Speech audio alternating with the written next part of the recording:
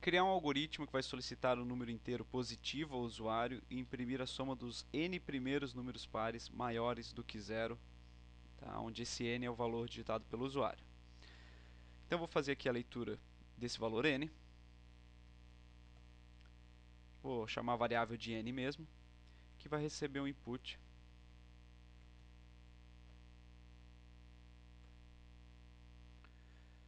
para ter certeza que o valor digitado foi um número inteiro positivo, ou pelo menos positivo, né, eu vou aplicar aqui um teste. Vou verificar se o n é maior do que zero. Poderia dar um print aqui, valor válido.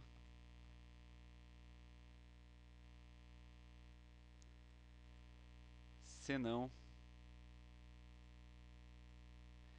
vou fazer o seguinte, não é o ideal, já vou corrigir isso, mas vou colocar aqui digite outro valor. E vou dar aqui um print n para ver a execução. Já vamos entender porque que isso não é o ideal, né? Ele digitou um valor, eu verifiquei se era positivo, ele disse que ele era válido, se não eu dou uma mensagem dizendo que para ser digitado outro valor e já espero esse outro valor para guardar em n. Essa execução não é tão adequada porque até vai permitir uma segunda chance para um valor. Ó, digite outro valor. Ok, assim. Mas e se eu digitar outra vez um número negativo? Ele ainda aceitou esse valor. Por isso, o melhor que eu teria a fazer aqui é alterar essa estrutura para um while. É uma estrutura de repetição que, enquanto n for negativo, eu vou pedindo aí para que seja digitado outro valor.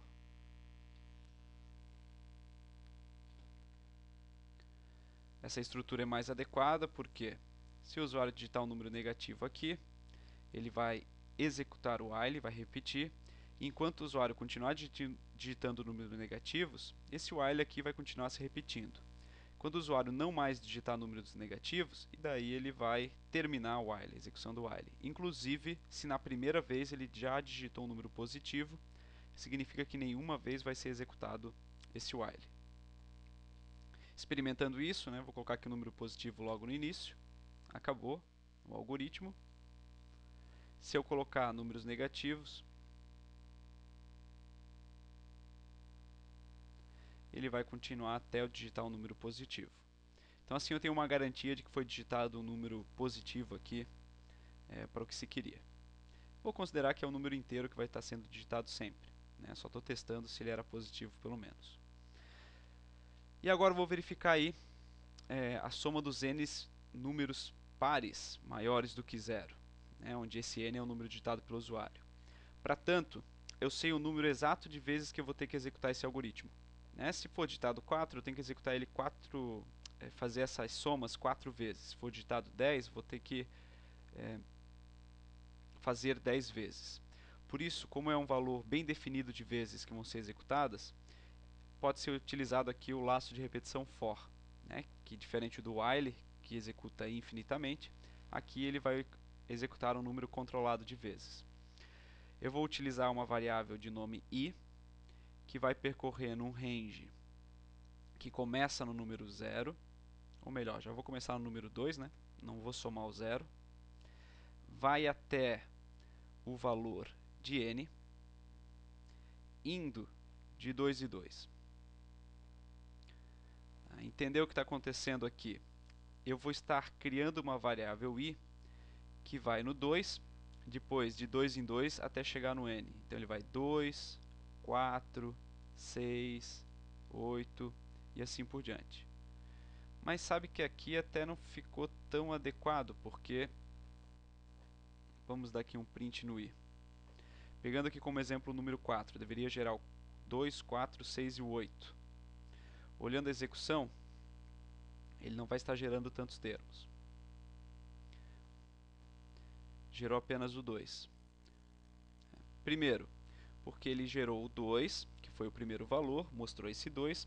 Logo em seguida, ele somou mais 2, né, porque esse daqui é o passo, então ele ficou com o número 4, só que daí ele não passou mais no teste, porque no Python é enquanto o i for menor do que o n que vai ter execução. Se eu fizer aqui n mais 1, ele vai executar com o 4 também. Então mostrou ali o 2 e o 4. Mas ainda não é o que eu esperava, porque eu ainda precisaria do 6 e do 8. Isso porque ele está mostrando aí, está pulando de 2 em 2. Eu tenho duas maneiras de resolver isso. Tá? Uma delas, que eu acho mais fácil, eu mantenho o incremento de 1 em 1. Tá? Onde aqui eu estaria executando 4 vezes. Experimentando isso, vejo que ele... Opa, 3 vezes só. Deixa eu ver o que foi que eu me confundi. Começa em 2, mas daí teria que começar no número 1 aqui, né? Porque daí assumiria o número 1, o número 2, o número 3 e o número 4 como válidos. Só para controlar a repetição de 4 vezes. Para cada uma dessas repetições, eu só vou aqui fazer uma multiplicação pelo número 2 na hora de mostrar. Porque daí ele vai estar pegando só os números pares. F5, tá aí, 2, 4, 6 e 8. Esta é uma solução possível. O meu objetivo então era fazer o somatório desses n valores, não só mostrar os n valores. Então eu vou criar aqui uma variável de nome soma, que começa com o número 0. Ele vai estar mostrando aqui os valores, mas também vai estar somando, fazendo soma. Então soma vai ser uma variável acumuladora, que recebe ela mesma mais o valor de i vezes 2. Que é esse valor aqui que está sendo mostrado na tela. No final, quando terminar de percorrer aqui a estrutura de repetição for, eu vou dar um print na variável soma, né, mostrando qual que foi o valor somado. Executando, 4 termos, mostrou aqui os 4 termos, 2, 4, 6 e 8, e o resultado da soma dos 4 termos, que é 20. Ficar mais claro aqui o resultado. Então, 4, mostrou aí então os termos e mais o resultado da soma. Eu tenho outra maneira de fazer, né, que talvez ficasse um pouquinho mais claro, que eu poderia estar criando aqui uma variável elemento, que é o elemento criado, e ter feito aqui soma mais elemento. Não gosto dessa opção porque eu estou utilizando uma variável a mais, mas ela funciona exatamente igual. Então, de novo aqui com o número 4, já mostrou aí o valor. Como não dá um print, né, nos valores gerados, então a execução acaba não mostrando, né, os valores que foram sorteados. Que foram sorteados não, foram gerados. Eu poderia dar um print elemento para ver o que está acontecendo. Vou colocar aqui um outro valor, 5. Então gerou os valores 2, 4, 6 e 8 e 10. 1, 2, 3, 4, 5 valores e a soma aí deu 30. Para não ver os elementos, só tiro aquela linha. Resolvendo da outra maneira que eu comentei, né, eu poderia ter criado esse for de uma maneira um pouco diferente. Poderia criar ele do número 2. Ele iria até o n vezes 2 mais 1, pulando de 2 em 2. Daí eu não precisaria dessa multiplicação. Vamos ver se ele está gerando corretamente. Digitar o valor 4. Não mostrei os elementos, só a soma.